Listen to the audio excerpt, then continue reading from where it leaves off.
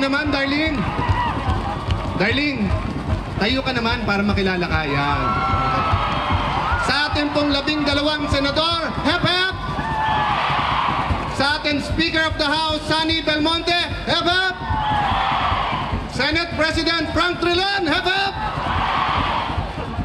President Noynoy, 6.6% GDP, ang bagong tiger ng ekonomiya sa buong mundo, Noynoy Aquino, hep hep! Alam niyo po, tama yung sinabi ni Senator Loren. Kung ano po ang ating itatanim, yun din ang ating aanihin. Regardless kung anong religion po natin, yan ay paniniwala natin.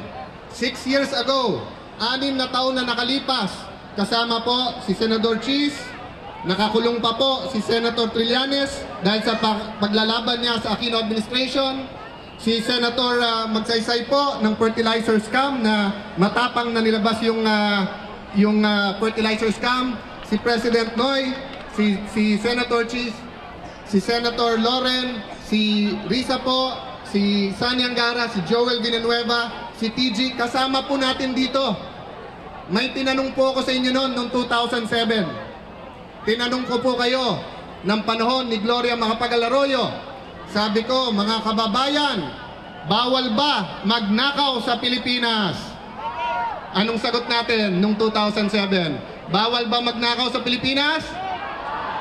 Noong 2007, bawal magnakaw sa Pilipinas ng konti. Kasi pag nagnakaw ng konti, nakukulong. Pero pag nakaw ng malami, napupunta sa Malacanang, nakakabili ng yate, sa subdivision. Naririnig ko ba ako dyan sa likod? Hello, Mike? Mike Arroyo? Narinig niyo ba ako dyan sa likod? Pero ngayon po, 2007 na. Suot ko pa ang gloves kasi kailangan pa rin natin ipaglaban. Pero ngayon po, hindi na korupsyon.